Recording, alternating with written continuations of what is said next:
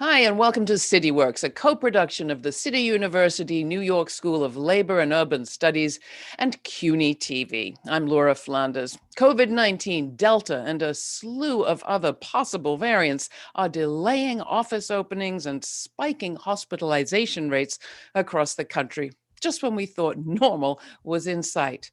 While essential workers keep up their courageous efforts here and everywhere, job losses from the lockdown are stressing households from coast to coast, and lack of childcare coupled with remote schooling continues to cause hundreds of thousands, especially of women workers, to drop out of the paid workforce.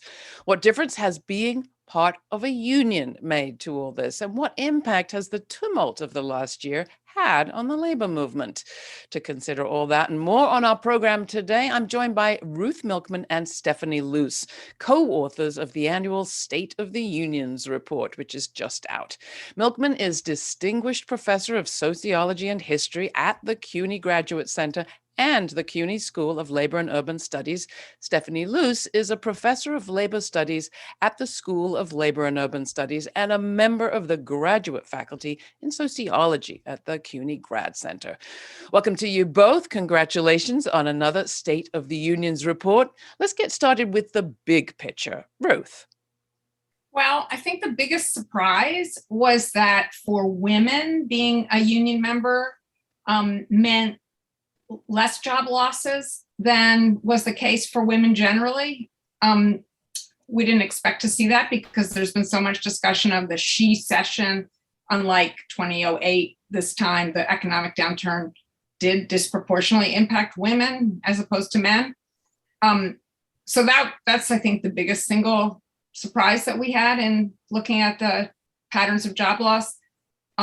To some extent, it was true for men too, but more so for women. So being a union member definitely mattered. Do you have any sense, Stephanie, of why that might have been? I mean, a pandemic is a pandemic. What difference did being part of a union make? Sure. Well, those who are in a union, first of all, they do have some protections. There's often language or at least a mechanism to negotiate the terms of a layoff or job loss. But we also see that unionization is higher in some of the segments that were still on the front lines, and those jobs were still going throughout the pandemic, such as healthcare, such as transit, such as education. Nationally, there was some job loss in those industries, but particularly in the New York area, those workers were still very much in demand and needed to continuing working throughout the pandemic, and that's where we see unionization very high. Well, we're going to talk more about the difference between New York and the nation, because I thought that was also interesting, as always, when we look at this report. But just going back to the distinction in the different sorts of jobs, is it as easy as distinguishing between public and private sector? Because a lot of the workforce that you're talking about there are public sector workers. Stephanie. Right. There is a difference between the public and private sector. We certainly see that again. Public sector, like being unionized, has some protections, and there's generally not the ability just to lay off workers, at will in the same degree that you can do in the private sector. And then having a union on top of that is another layer of protection in the public sector. So job losses were greater in the private sector, certainly, and that is also, but it does correlate with some of the certain services, such as, restaurants and hotels and tourism that were hit particularly hard. So it's hard to separate out which is just a public-private distinction. What is the unionization distinction and what is the sector distinction? But they all seem to play a role in different job impacts. I guess I've been obsessed with the debates that I've seen about how much has or hasn't changed during the pandemic time. On the one hand, you have people that say, oh, this has accelerated a massive transformation of our workforce. We need to change a lot about how we organize, how we unionize, how we work. And then there are others that say, not so much. It's more like a trampoline. We jumped up, we'll eventually jump down. We're not sure the pieces have really rearranged themselves. Which side of that do you come down on, Stephanie? Or maybe I'm missing third, fourth, and fifth sorts of analyses. Yeah, I'm with Ruth that I'm bad at predictions. I'm often wrong, but I think we are seeing tremendous restructuring in the labor force. I do think that's true. It doesn't mean that there are certain jobs that remain bad jobs and they're still low-wage jobs, and there's workers who are struggling to find work because they won't be hired, whether it's due to issues around age discrimination, racial discrimination, geographic mismatch. But we're seeing high quit rates, high retirement rates, high movement into self-employment. At the same time, we saw a big bump in government investment and monies to public institutions. And there's more of that proposed. We don't know if it'll pass, but so there's factors that are suggesting we will see some bump in public sector employment, but there's tremendous restructuring and relocation, and people are we're trying to get a handle on what's going on in terms of a mismatch between people looking for work and people looking to hire people. Yeah, I mean, Ruth, I'm sure you, like I, have been stunned by the difference between the discourse happening in labor circles and what you hear every place else. I'm living upstate New York, and every newspaper has some version of, we're hiring. No, people aren't going back to work. You would think there was some kind of silent general strike going on with people refusing to work, and employers putting up help wanted signs and blaming increased and extended unemployment benefits on the troubles they're facing filling those jobs. On the other hand, in labor circles, we're still hearing about underpaid work, about layoffs, about struggles to find employment, health insurance, wages, and of course, childcare. How are you making sense of this moment? And we're recording this before the statistics are really in about what impact will be seen from the end of those increased unemployment benefits.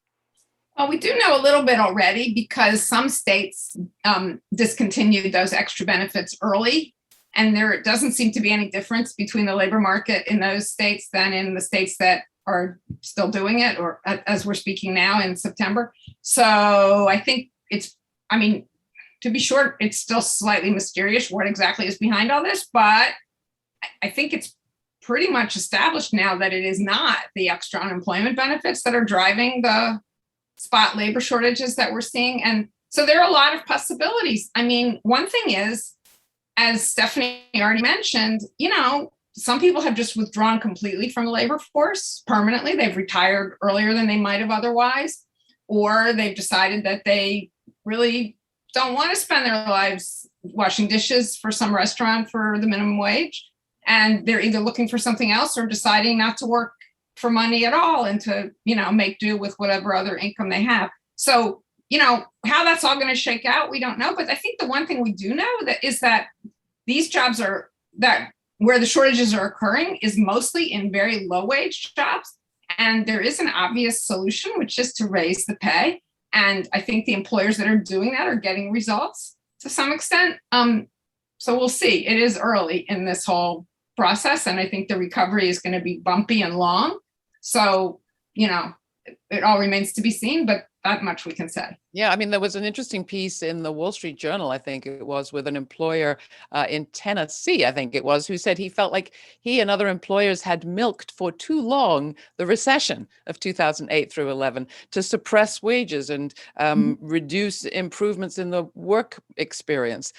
He was changing his practices now and raising wages and seeing that he actually had an easier time both attracting employees and retaining them. Surprise, surprise. Right. It's not rocket science. Yeah, I mean, it does you do wonder how long it's taken for that penny to drop. What difference is politics making? Stephanie, I think since the last time we released one of these reports, there's a new president. He seems to be framing himself as a union man. He had a press conference recently surrounded only by the auto workers that employed unionized auto workers, announcing his commitment to electric cars. Is there change afoot in Washington that will be felt by the people like those that you studied for your report? Well, certainly Biden has come out in many ways, like in his proposals and some of his rhetoric, certainly as one of the strongest union presidents that we've seen, at least in many decades. Some of these proposals, such as around labor law reform, seem very unlikely to pass, or it's going to be a real uphill battle. However, there are changes actually happening within the National Labor Relations Board, and areas where they can pass, through executive order, or just create a general atmosphere in which there's more political will and support in different cities and states for workers' rights. Thank you. All right. Well, we're going to take a quick break. When we come back, the 10-year anniversary of Occupy Wall Street. You're watching CityWorks. Stay tuned. The CUNY School of Labor and Urban Studies is the 25th and newest school under the CUNY umbrella. Dedicated to public service and social justice, the CUNY School of Labor and Urban Studies offers undergraduate and graduate degrees in the areas of labor studies and urban studies, and certificate programs in labor relations, public administration and public policy, healthcare policy and administration, and community leadership. We pride ourselves on being an institution that brings together activists and academics. Find out more at slu.cuny.edu. September 17th, 2011. That marked the day when activists, advocates, and other concerned citizens gathered in the heart of New York's financial district in what came to be known as Occupy Wall Street. Remember that? The financialization of the U.S. economy from 4% of that economy under President Kennedy to 40% nowadays has led to enormous disparities in wealth, and Occupy Wall Street brought attention to just that.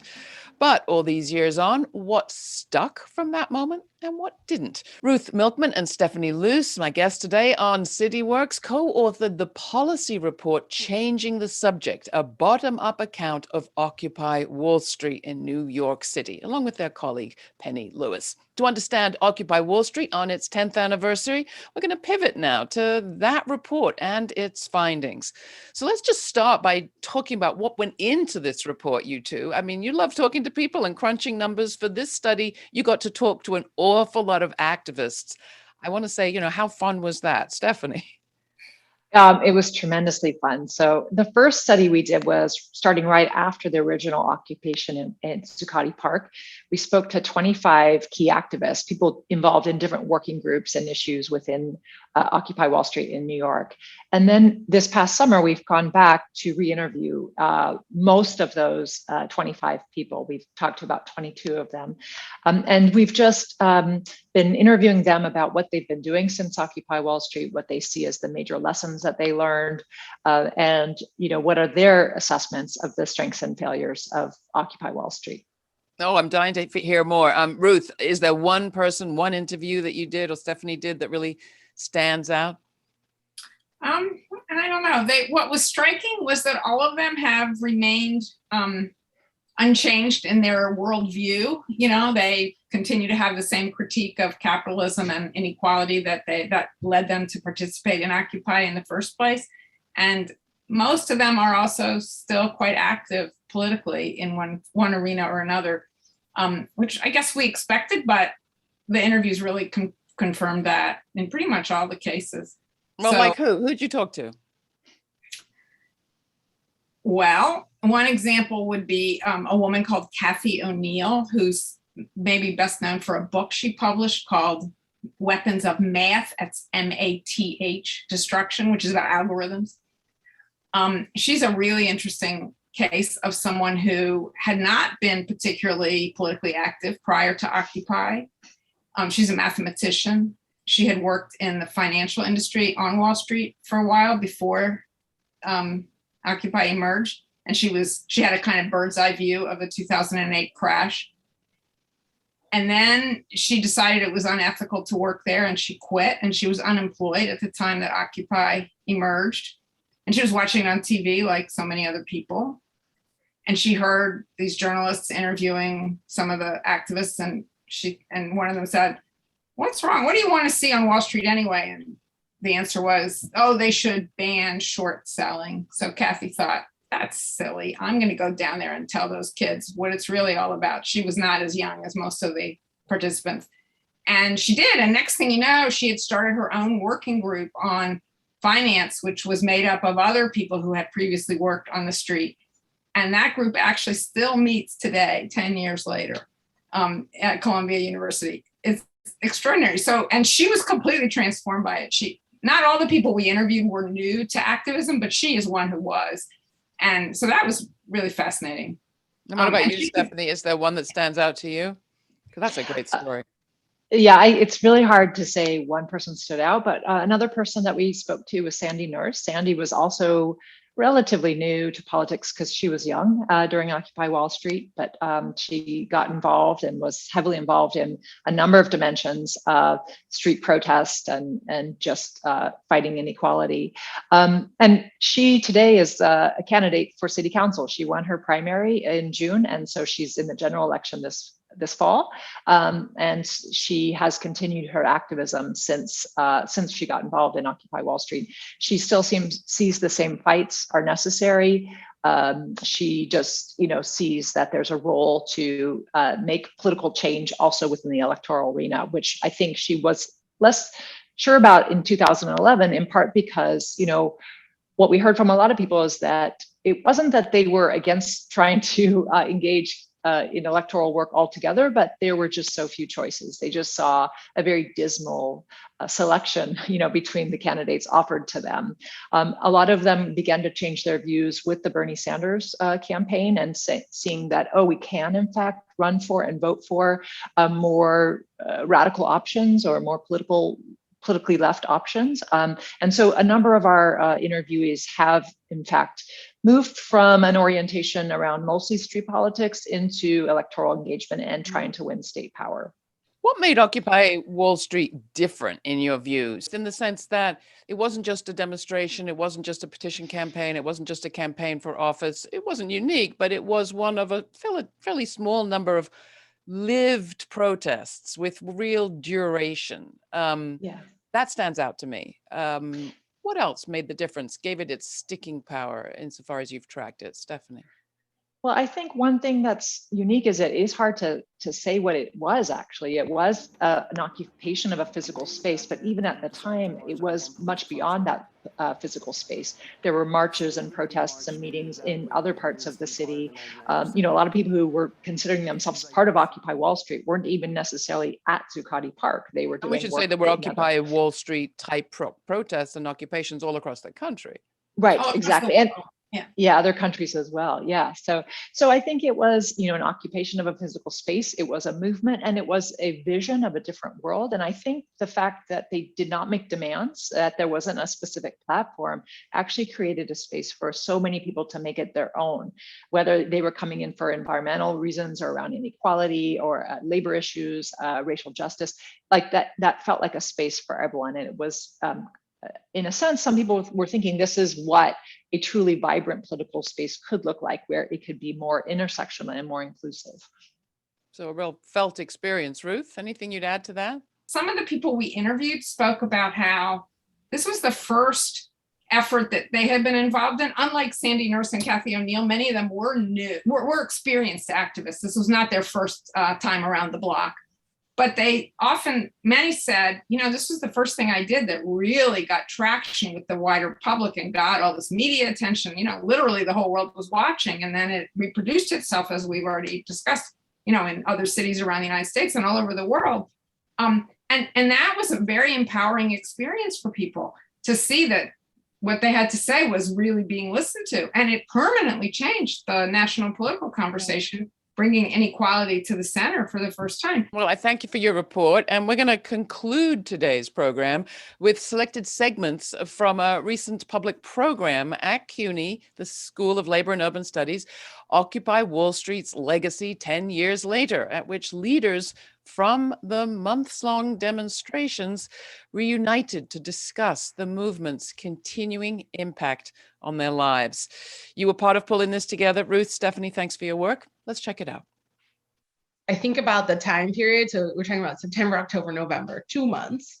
When it really gained some traction wasn't until like 700 people got arrested and some women got pepper sprayed in Union Square.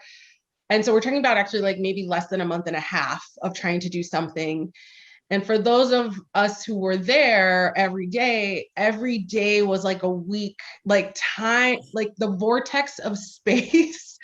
It was like going into a black hole. So like just everything slowed down and so many things happened in the landscape of a day in a horizontal, quote unquote, leaderless space. I think one of the things about Occupy, and I may talk a little bit more about that, was the scope and the scale and the speed at which it happened. Because what Occupy did is it woke up a generation, a 99%, where we've had movements for decades that have done a lot of the same things: the horizontal organizing, the mic checks, the convergence spaces, holding ground, People's Park in Berkeley, Minnehaha in Minnesota. I think, Jonathan, you were like, these have all happened before. But Occupy happened very clearly on the economic crisis of 2008. That the wealth inequality was something that community groups have been organizing on. So there was the political moment was right. We had the history, the political moment was right. And then we had a generation that had aspirations and dreams, right, of another world. And all of that kind of came together and made, and I think just Occupy off the charts, really. It was like there was a fog in this country for 30 years where you couldn't say the word class unless it had the word middle in front of it. And suddenly it was framed popularly. And there were a lot of critiques of the 99% from academics of like, oh, the 99%, it glosses over all this heterogeneity within the 99%. That's true analytically, but it was a power move. And it redefined how people thought of the world and how people imagine themselves in solidarity with other people. So it put class back on the agenda and in a really popular way. The way that people talk about inequality, the way that people talk about consolidation of like corporate power, I feel like it was different. I feel like there is a shift coming out of Occupy. Whether we think about how people looked at corporations, then you have Occupy, then we're looking at Fight for 15. I mean, yes, unions and worker organizations have been organizing low-wage workers for a long time, but I think having that large sort of public support of, people should be making a living wage. Like, we can't have these mega corporations at the top that are just siphoning wealth out of entire communities. For people to really see that as a popular idea and be able to talk about that publicly, I do think Occupy made an impact on that. And it's a lasting impact. It's still happening, right? That's still in sort of the main discourse if we're looking at elections in various places. Like, do we win all the time? No, but like, it's still a mainstream argument that I think a lot of people have to answer to. I always say, I mean, yeah, there's 1,000 critiques, but I really just gotta say, like, we all did the best we can, not knowing anybody, some of us just not knowing any of each other. People meeting each other for the first time in a very tiny square with one of the largest paramilitary forces in the world, most resourced more than other militaries in other countries. So it was real. We were also a place where many people who were homeless in the city, struggling with all sorts of needs that weren't being met by the city, came because there was food, there were blankets, there was tents, there was places to be safe, there were people around, and so the grace period that I just give us for trying to like do the best we could with all that, and still doing such by being together in space and having the ability to even generate a list of the declaration, just even the ability to generate that declaration, I think was such an amazing thing, amazing accomplishment of people in space trying the best they could, because they were really activated and excited and deeply outraged and looking for something. And so I think that's really important. People who look for electoral stuff as their primary strategy understand that it's the uprising that is the game changer. And when we understand uprising as the game changer, we need to honor that and support that and be in the streets. Check. Everything I see, coming out of folks who are involved with Occupy, there's a feeling of pride and deep solidarity. And I've definitely been feeling so reminiscent the past week working on the article I was working on and preparing for this panel and just thinking about the 10 years. I think I want to say, like, we all agree Occupy was enormously successful in so many ways. I think that the degree to which Occupy was successful has still to be determined and will be determined largely by the struggles of the next 10 years. And there's a lot at stake right now to determine, when historians look back, about whether Occupy was successful and the degree to which it was. And I know it feels like an apocalypse out there, but I feel so deeply hopeful at the same time when I look at the rising generation. I'm not quite a millennial. When I look at millennials and Generation Z, people are pissed off, fired up, politicized. Most of them are socialists. They're mad as hell. And when they come to power, it is going to be with, like, they're not going to take no for an answer. So I feel hopeful about the upcoming generation's ability to figure this out and to navigate it. That's all.